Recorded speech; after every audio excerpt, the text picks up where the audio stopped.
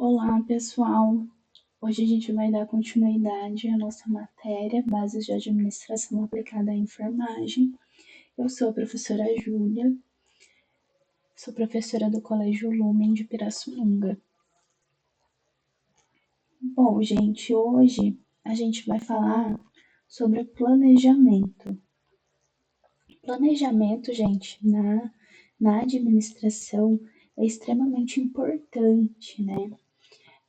Então, qualquer administrador, desde o enfermeiro administrador até o profissional de administração, precisam ter em mente, né, tudo aquilo que será planejado e precisa ter em mente um bom planejamento, precisam criar um bom planejamento para que tudo o que foi planejado aconteça da forma correta.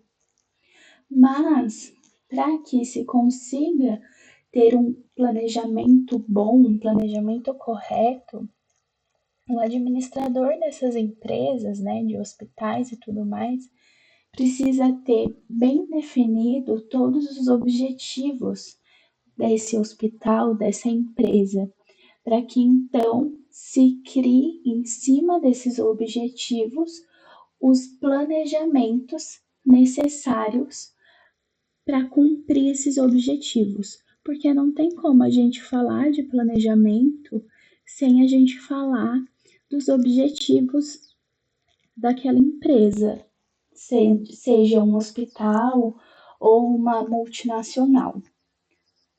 Então, como eu disse, né, a gente pode dizer sim que o planejamento é a base da organização, é uma das bases da organização em qualquer âmbito, seja a organização dentro de um hospital ou a organização de uma multinacional. O planejamento é a base de tudo. Sem o planejamento, a empresa fica a Deus dará. Não tem um controle, não tem um foco, não tem um objetivo para se cumprir, né? Então, o administrador precisa saber, né, de maneira clara, os pontos fracos e os pontos fortes dessa empresa, para que assim esses pontos, né, tanto o ponto forte como os pontos fracos, sejam tratados e trabalhados com essa equipe, para que a equipe também veja, para que a equipe melhore também, porque não tem como a gente cumprir os objetivos dessa empresa se a gente não identificar pontos fracos da empresa também e passar esses pontos para a equipe. Os pontos fortes também são importantes, né, do administrador saber, porque é uma maneira de motivar os funcionários. Quando se consegue identificar um ponto fraco, um ponto forte, né, de funcionários, de equipe, a gente consegue trazer várias motivações para esses funcionários, para essa equipe. Então, eu coloquei um exemplo aqui, né? Vou ler para vocês. Um hospital que consegue atender a demanda de pacientes, mas a equipe não consegue trabalhar de maneira harmoniosa. É dever do administrador tentar fazer com que essa equipe consiga trabalhar de maneira harmônica. Então, qual que é o ponto forte daqui, o ponto bom, digamos assim? É que eles conseguem atender a demanda de pacientes, a demanda que esse hospital tem, mas a equipe não consegue trabalhar de forma harmoniosa. Então, isso não é bom, tanto para a equipe como para o hospital, porque o hospital vai sentir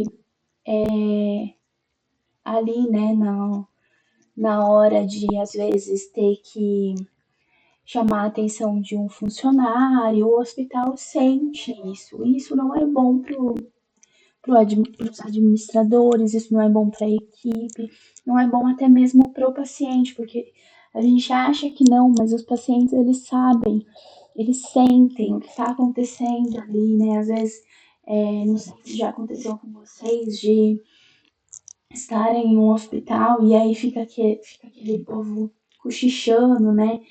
O paciente às vezes não gosta, a gente se sente mal, porque parece que a gente é um peso ali, né? Quando começa aquele cochicho. Então, tudo isso vira uma bola de neve e vai afetando desde lá do administrador até o chefe de equipe, o paciente e assim por diante.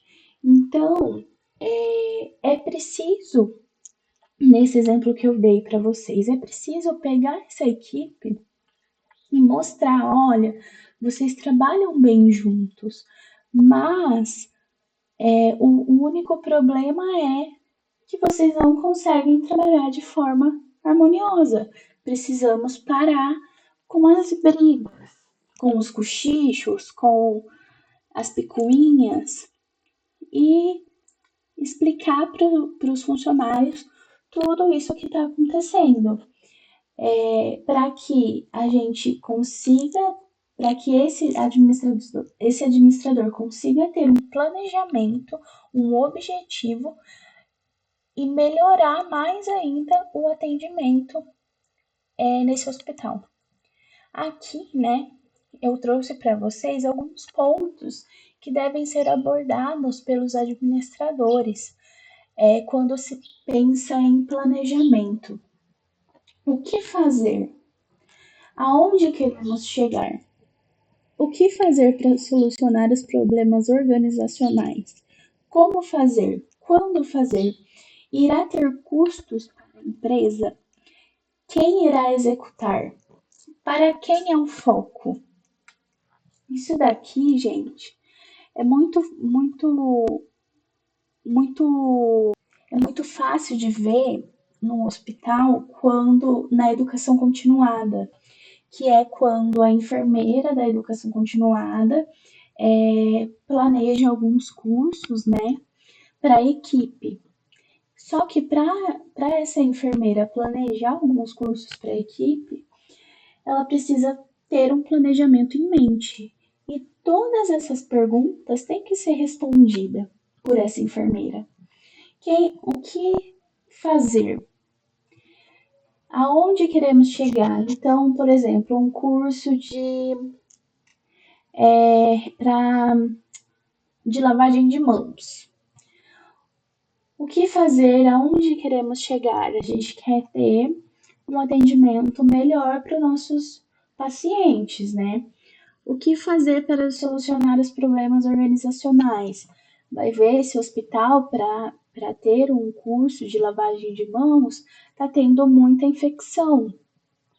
Então, o que tem que fazer para solucionar esses problemas? Fazer um curso para melhorar, para parar com a infecção, né? A infecção cruzada. Como fazer? Com o curso. Quando fazer? Quem irá ter custo para a empresa? Muitas vezes, o exemplo que eu dei de curso de lavagem de mãos, muitas vezes não tem custo para a empresa, porque normalmente é feito pela, pela enfermeira, pelo enfermeiro da CCIH. Então, irá ter custos para a empresa? Quem irá executar? Para quem é o foco? O foco é para a equipe de enfermagem, ou o foco é para todas as equipes que têm contato com os pacientes. Então, para qualquer coisa que vai acontecer dentro de um hospital, precisa ter um planejamento e todas essas perguntas precisam ser respondidas, principalmente em um âmbito hospitalar, né? Porque em âmbito hospitalar não é qualquer coisinha, né? É algo grande, né? Então, o livro de vocês, gente, traz essa fala de Tágira, que é uma autora, né, muito importante na administração. Essa frase que o livro de vocês traz, eu coloquei aqui porque eu achei muito interessante. A amplitude de utilização das técnicas de planejamento vem crescendo e evoluindo com a própria ciência administrativa. Então, gente, A administração ela vive em constante mudança. Não é algo que vai ser a mesma coisa esse ano, ano que vem, o próximo ano, é algo que está em constante mudança. Às vezes, o que é bom, né, para os meus funcionários não dá certo para o funcionário da minha colega, que não dá certo para o funcionário de outra fulana. Então a gente tem que entender isso, até porque uma pessoa não é igual à outra, né? Então, gente, no ponto de vista dessa autora, né, o planejamento ele evolui na medida que o tempo passa. E segundo essa autora, o livro de vocês traz, né, essa evolução começou em 1950 e foi até 1990. Eu trouxe para vocês a tabela que está no livro de vocês, tá? Deixa eu ver a página e falo para vocês. Na página 21 do volume 3 do livro de vocês, tem essa tabela. Essa tabela, ela traz o período, né, que foi criado esse tipo de planejamento. Então, lá em 1950, a gente tem um planejamento financeiro. O planejamento financeiro, ele diz sobre questões financeiras, né? Mas não assim, questões financeiras a nível de tipo assim, eu preciso guardar R$ 50 para comer um lanche no final de semana. Não. Esse planejamento financeiro é a nível de empresa, né? São às vezes milhões, bilhões de reais que a gente está dizendo, né? Então, nesse tempo, as empresas somente se preocupavam com as questões financeiras e fazer cumprir o orçamento financeiro estipulado. Então, não se pensava em outra coisa, só se pensava em se cumprir tudo aquilo que foi estipulado para eles. Em 1960, planejamento a longo prazo. A partir de 1960, as empresas começaram a pensar em um planejamento mais a longo prazo, tendo como base a previsão, ou seja, prever o futuro. Em 1970, o planejamento estratégico, que surgiu, né, em 1970, e foi quando as empresas começaram a fazer análise interna e externa, ou seja, é você ver o que estão pensando da sua empresa. Em um hospital, é ver o que estão pensando do atendimento do hospital. Em 1980, administração estratégica. Nesta época, as empresas começam a alinhar os objetivos com as ações. Por isso, gente, voltando um pouco no que eu disse, né, os objetivos é tão importante para o planejamento funcionar. Só que os administradores só foram perceber isso em 1980. Foram perceber tarde, né? Em 1990, a gente tem a administração estratégica competitiva. Nessa época, as empresas elas começam a buscar um entendimento integrado, alinhado à missão e visão organizacional. Uma coisa que eu quero comentar com vocês, toda empresa tem missão, visão e valores, desde o hospital e assim por diante. Acredito que mais para frente a gente vai ver sobre isso, tá?